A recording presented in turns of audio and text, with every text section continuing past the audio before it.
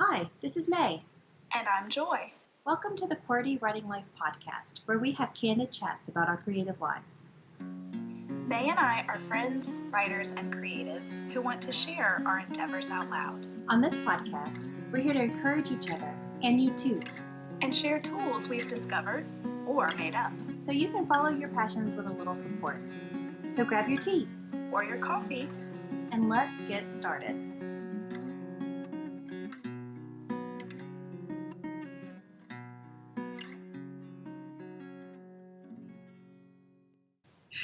Hello everyone, it's another week. Hello and welcome. This week we're going to be talking about how our creative endeavors are just layered decisions on top of one another. But first, let's talk about our creative weeks. Joy, what did you do? Well, this past week we took a little family trip to Orange Beach and we had a wonderful time, and we were there before Hurricane Sally came and made a giant mess of everything. So I just first have to say to everybody in that area that I'm praying for you guys and thinking about y'all, and it's a big mess there right now. So I hope you guys will just kind of keep them in your thoughts and prayers too. A lot of the places that we had a lot of fun at last week are not standing right now, so that's a little bit surreal. And of course I have family in that area too. So anyway, but with all that being said, I think that probably my creative thing from the week would have been taking some family photos at the beach. And I did that. My in-laws, we were with my in-laws and my kids, and Nona wanted to get pictures with her babies. So I took some pictures of them, and we got Papa down there too. And they didn't think that Papa would take pictures with them, but you know what? I made it happen. So, and I think that they're super magic. Cute. I am magic. It's the whole creative thing. No, but I think they had fun doing that. So that was fun.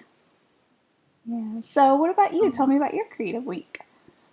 Well, I have an interesting creative thing for the week. So there was one thing at work that I really needed to be able to do.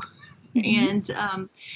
And I wasn't able to do it in the way that I thought I was going to be able to do it, which would have been like the straight path from point A to point B, straight path. It would have been the shortest way to get that thing done. And when I wasn't able to get the results that I thought that, or what I needed, and it was more like, it wasn't like I can't get the results. It was like super bad roadblock, like not even able to get to point B. So I had to figure out another way to do it, which ended up being a really creative thing.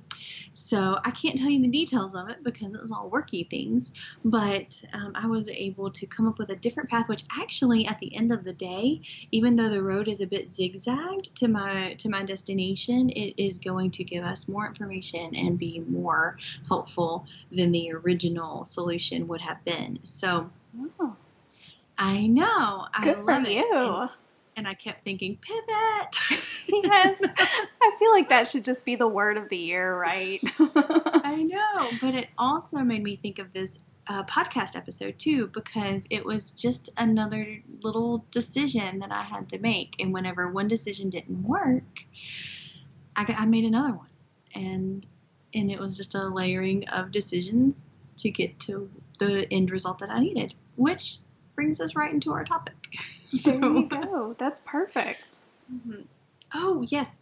And before we get to our topic, there is an announcement we would like to make. Joy, you want to go for it? Oh, yeah. So September, in case you guys didn't know, September is Library Card Sign-Up Month. Okay, so if you don't already have a library card, shame on you. You just don't even know what you're missing out on. But I hope you'll go and get your library card or encourage someone you know, especially some of the kids in your life. Take them to get their library cards this month. And, you know, all of our fantastic libraries make a big deal out of this. And they make it really special, especially for the kids who get their first library cards in this month. I looked up, and this is super, super short, but I just had to share a little of the history about this. This came from the American Library Association.org, and we'll link to this below because you're going to want to check it out. They've got all sorts of things that you can do, even like some sort of a bingo thing and all sorts of fun printables and stuff. Anyway, just go to the link that we're putting down there. You'll see all sorts of stuff. But the history is that the campaign started in 1987 as a response to then Secretary of Education William Bennett, who stated, "Let's have a campaign. Every child should obtain a library card and use it." And I love those last 3 words. So we thought that we would just give a little shout out to some special librarians or libraries in our lives. So you want to go first for us? I do. I'd love to. So I go to the Hattiesburg Public Library and the Petal Public Library, and it's the same library card for both of those. I also use the online services that the libraries have too. So audiobooks and ebooks online through the library. They are amazing. So even if you can't get to the physical library at that very moment, you can still find a wonderful book to read or listen to through the apps. The librarian that I would like to give a shout out to is Ms. Nicole Aranda, and she is a fabulous librarian at the William Carey University Library on the Hattiesburg campus. And my little story about Nicole is that she's a good friend too, but also when it was getting time to go home at the beginning of quarantine around March the 12th, I ran over to the library and I was like, "Nicole, we're going to have the kids at home. TV's not going to be enough, man. I need some books." Give me the books. Give me the books, because I didn't want them I didn't want their brains to melt in front of the television either. So I was like, this will help because they love books, they love the stories, and it'll be a nice diversion. So she hooked me up with 12 books that she knew and loved, and my boys also loved them as well when we introduced them to her. So thank you, Nicole. You're amazing. That's so special. I love it. And I have 3 that I'm going to shout out to by name, 3 librarians, and they're children's librarians as well. Children's librarians are just so special, guys. They really are. So we go to the St. Tammany Parish Library System, which is a whole bunch of different branches in our parish because I'm in Louisiana, so we don't have counties like the rest of the U.S. We're special. Anyway, so at our particular branch that we go to most often is the Slidell Robert Road branch, and I was thinking, I think it was probably 2 or 3 summers ago when we were doing summer reading, it kind of hit me. My kids had really grown up in that library, and it just kind of struck me, and I had one of those little sappy mama moments, right?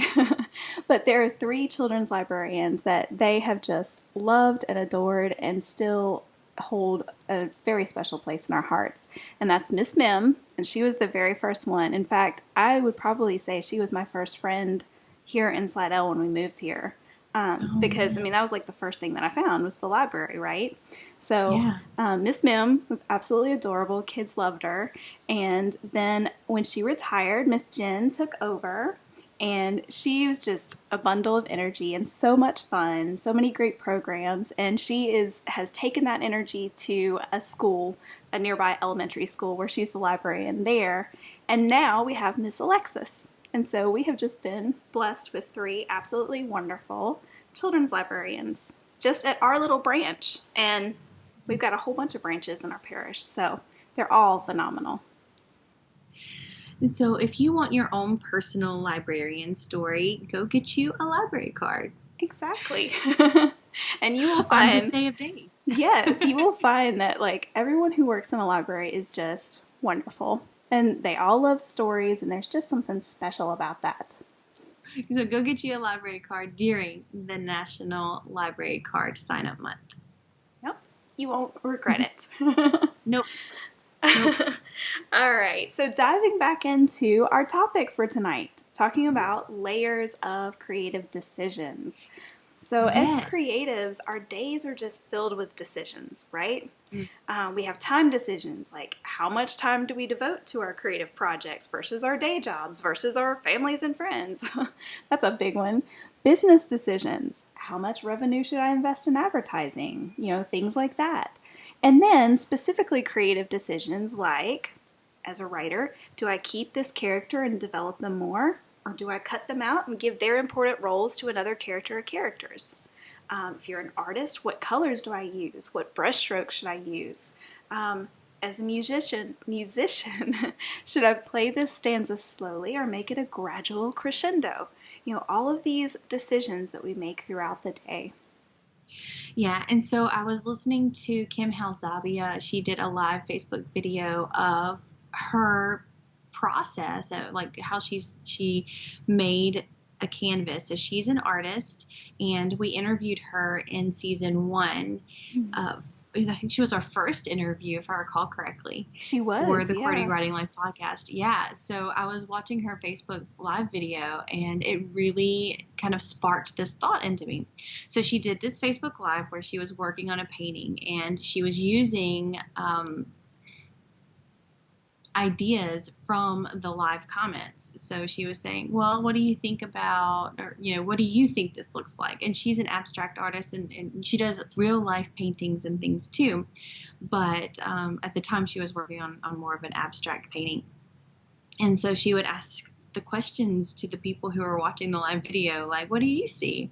Like, what do you think here? Do you like this way, or should we flip it, horizontally, or should we flip it to a vertical situation? So she was kind of asking all of these questions, and she was using it as an example of how many decisions she has to make whenever she is creating a piece. So around the 11-minute mark in the video, and the link is in the show notes, and around 11 minutes, she said something to the effect of, she said that her paintings are something like layers of decisions. So whenever you look at a final piece, it's just layers of decisions. And she can't start a painting knowing what the whole thing will look like at the end, but she can start it like a base on a canvas from one decision, and then 2 decisions, and then she can decide what portion of the canvas that she wants to develop even further. So then she'll develop that for a little bit more, and then she'll make another decision about another part of the canvas. And it just got me thinking about creativity in general. So my thought as she was saying this was that she's not sectioning off the painting completely, because there's color spreading outside of the decision area, which affects future decisions, right? So it's kind of like a rough draft or a sketch before you start a painting, or an ingredients list or something like that if you're a chef. So her projects are just little decisions over and over and over again until it's done. There are no more decisions to make. Regardless of our creative process or style, we all begin with some sort of ghost or shadow knowledge of what we're making. And our first decision is almost the most important. It's just that inkling that gets us to pick up our skills and begin making something. So what colors are we going to choose? Like the colors that inspired you to even pick up paint or a paintbrush or something like that. What shapes are we dreaming of? What feelings do we want to capture? What theme do we want to explore? And that's the first. And I named it shadow knowledge because I thought it was a cool thing to say. I like that. So it's like, this is kind of our shadow knowledge of what the project's going to be. But again, we still don't know exactly what that looks like because we haven't made all of our little decisions yet, right? But from the shadow knowledge, we can pick a spot where we want to start that decision-making process. We begin with something detailed or minuscule, and we build from there. We're not going to say that all of our decisions that we make in this process are going to stick. However, they are very important even if they aren't able to be viewed in the final product. So we need a foundation that is strong enough to build a full work on but that is also malleable enough to be molded into its best end product. So one of the examples that I have is actually not a writing example. It is a jewelry making example. And when I am making jewelry, I am generally inspired by the beads that I'm making jewelry with. So whether it's a cloisonné bead or a wooden bead or an enamel situation, whatever it is, like the whole idea of the project starts with that inspiration. And then I make a decision on what kind of wire do I want to use. Do I want it to be gold-filled or sterling silver or dead soft, or do I want it to be harder so I can, make these really cool things with it? So every decision builds on the beads.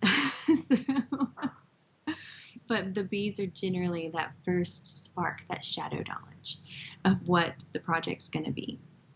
Joy, do you have an example of this kind of thing? I do. I have a writing one. I love your example because I never would have thought about that because I don't make jewelry, so I never would have thought about that. But it makes perfect sense. The beads inspire you. I love it. Mm-hmm. All right, so for me, I was thinking about Any Good Thing, my first novel, and that whole story sparked from a true tragic accident. And when I read about this thing that happened, it led me to ask a lot of what ifs, okay? And so just what if after what if after what if. And from there, it just grew into this whole story. But at the center of it all was a young man with a less than spotless past who had more than his share of tough breaks on top of all that. I knew certain things, okay, so I knew that one tragic accident. I also knew what his response to that was going to be, and as a result, I also knew bits and pieces of his background and why he was going to have a whole town against him surrounding this whole thing. So I kind of had to work my way forward and backward and back and forth a little bit to kind of unravel all of this. I didn't know for certain the end of the story when I started. Soon into drafting, I thought I knew, but it changed. It became much clearer as his story unfolded, and more specifically as the surrounding characters, including one pivotal offstage character, became more real to me. That's when I was able to know the ending, and that's how Jack Calhoun's story came to be. So it was layers, and it was lots of decisions. Yeah. And so now when you look back, it sounds like you can pinpoint some of those decisions that you had to make in order for the story to be what it is. And this is just a really cool thought to me, because if Kim would have chosen a different corner or a different area to focus on, those decisions would have been different, and she would have an entirely different end product. For you in your book, if you would have decided to start in a different area for your character development, or if you would have chosen a different path for Jack, or even just a small thing too, like what if the town was forgiving, like that's a whole different story, book. It's a whole different book, right? So these decisions are so interesting because yes, they're tiny and small, but they are so very important because it is directing the path of the end product, basically. So yeah, I like it. I like it a lot. So our second point, after the whole spark of interest and that shadow knowledge, is going to be the layers of decisions and just picking a spot and going. And we just talked about how your decisions, if you choose something different, it could be an entirely different end product, which is kind of cool if you think about it, because anything could be a 1,000 different ways, but this is the way that you're making it right now. So as a writer and an artist, it can be overwhelming to consider the end product of what you want whenever you have this elementary kind of base coat in front of you. But if we consider that the masterpieces are just thousands and thousands of small decisions, and that a beach is just thousands and thousands spoonfuls of sand, we can decide our way to complete our project, one little tiny piece at a time. And so just don't be afraid of the little decisions that you have to make in order to complete your project. Which brings us to our third point, and that is successes and failures build the structure of your project. So Kim had this really cool analogy at the beginning of her live video. about how working on a project is like walking a fence line. There's a point where you can fall off to the left and your piece is trash. And you can also fall off to the right and it's your own personal masterpiece. But if you're not willing to take the risk of falling off the fence line at all, then you'll never have the opportunity to fall off to the right and have your own personal masterpiece. So I thought that was a really, really great analogy. So like Kim's example, we have to be willing to balance our own weight. So our hopes, our insecurities, our wins, and our challenges, as well as the project on the fence, and take chances that will either bring fantastic successes or fantastic failures. We can't know until we try, right? And either way we learn. So the fall may hurt a little bit, but if you decide to get back on your feet and climb back onto the fence rail, you win. I have a little example of that in writing. And Joy actually brought this to my attention. So it took me a really long time to figure out a POV for my novel. And I started it in third person, and then I went back and I rewrote like a chapter or 3 in first person. And then I was like, nope, I'm going back to third person. So I went back to third person. And Joy was like, I really think I like it in first person. So I went back to first person. And this was all like first and third person with two POVs. And so finally, it's first person with one POV. So that's my next try for this particular book. And I say finally, and it might not be finally. We'll find out whenever it's published. And it gets easier every time. I'll go ahead and tell you that, because the more that you do something, even if it's failing, you get back up faster every single time. So, Joy, do you have an example of this? Yeah, I think so. For this part, thinking about the successes and failures and all of that, I think for me it was just publishing. And what I mean by that is you kind of get to a point. So you've made all of these layers of decisions, right? And whenever we talk about layers, I always think about revising and editing because that's what that entire process is. It's layering. So you go through all of this, you have your work the best it can possibly be, right? But you just have to toss it into the world at some point. Like at some point, you're done. You're done making those decisions, and it's time for you to release that into the world. And at that point, there's nothing more you can do. You've done your work, and you just have to put it out there. And I think especially for your first book, yes, to some extent, I think that this feeling will always be there, regardless of how many books I put out. But especially with that first one, you're not going to know what people think of you until it's out, where someone who doesn't know anything about you, who doesn't care about you, who doesn't care about the hours that you spent developing this story, what they might think of your writing, And so I think that was just kind of the thing. I just had to let it go and be okay with whatever people thought. And I did. It's interesting. Like there was actually a moment where I realized I was okay. I was okay to let it go. So I think that's something that every creative has to get to a point like that, where you understand that you have made those creative decisions and you've put that work in and you've done what you can do, and it's time to let it soar. So. Yeah. Oh, such a good point. I'm so glad you brought that up. Just a little reminder that our time here on this planet is finite, and that if you want to make more than one project, you are going to have to let it go eventually. So yes, it does take thousands of little decisions, but eventually you have to say enough and just let it go.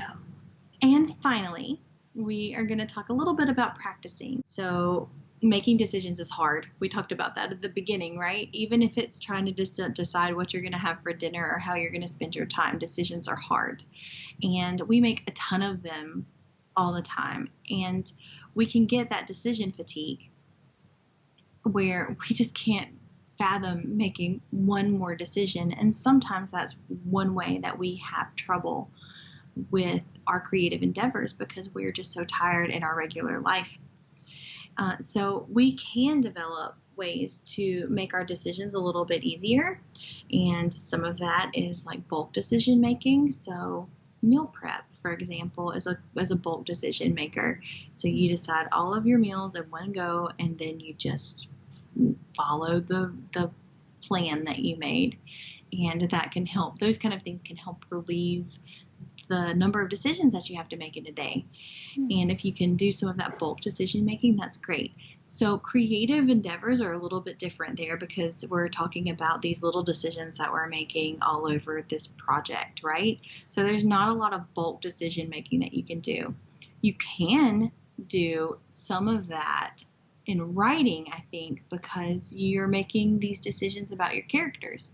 So if you can go ahead and decide how your characters are going to be throughout the story, what their arc is, what they're going to potentially end up as at the end of it. Maybe it turns out differently, but at least if you have a way that you're going that way, then that can kind of be some bold decision making. But we do need to practice this area not only of decision making, but also of taking the risk and walking the fence line. So gymnasts don't hop on a balance beam and all the way to the end the very first time, right? They practice. So for artists, practice can come in a skill category because you definitely should be a learner of your medium constantly. So yes, we need to do that in our mediums, but also the balance gets better when you practice.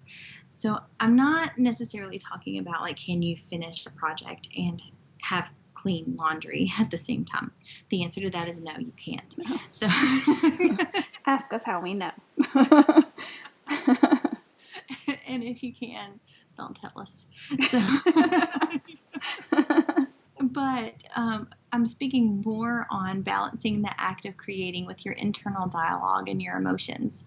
So creating is hard, man. It reveals things about yourself that either can like make you float away, or it can also dig up things that can petrify you on the fence post, or even cause you to quit, like just turn around, go back to the start and say, nope, not doing this at all. So you kind of have to be a warrior to create. You're constantly reflecting and finding new things. You're diving deep into yourself to link a piece of you to your project. And sometimes those pieces aren't very pretty, but be brave. Like, be brave enough to practice the hard stuff too, and you'll get better at that as well. Oh, that's a great point. Yeah. And I think practice also comes into play with what we talked about with the successes and failures. And this is what kind of came to my mind when we were kind of going through all of this and thinking through it. My dog is whimpering in her sleep. She's having a dream. I don't know. She's probably eating a snake in her dream. Anyway. So what I was thinking about as far as practice with the successes and failures is, you've got to be able to embrace those failures, because not only do you learn something, you should be learning something from those failures, but you're also learning that it's not the end of the world when you do have a failure, and that there's life after that failure that will lead to future successes, And so I think that that's a practice too. You kind of have to practice that. That doesn't come naturally, I don't think. No, there is a trend that I don't really love in the world, but it is definitely a fact if I look back on my life and take stock, which is something we do here on the QWERTY Writing Life podcast. And the trend is that the most pivotal and integral lessons that I have learned have not come from successes. They've actually come from failures. And sometimes they hurt a lot and they're not fun. The things that have changed me for the better the most have actually been lessons from failures. So again, I don't love that that's the way that things are in the world, but I don't think I'm the only one who feels that way. Yeah, you're definitely not alone. I'm with you on that. So I don't think that we should be scared of failures the way that we are as a society in some cases. They do hurt your pride, man. Oh man, if there's anything that it hurts the worst, it's your pride, right? Yeah. But on the other side of that is like you're a better person, you're a better creator, you're a better mother, you're a better partner, you're a better friend, your relationships are better. And I think that also comes in creativity as we are making things, as we succeed, but more so as we fail and we learn things about ourselves. We learn that we're resilient. We learn that we are persistent. We learn that we are passionate. We learn that we are self-motivated. These are things that are characteristics about ourselves that I don't think we know until we fail.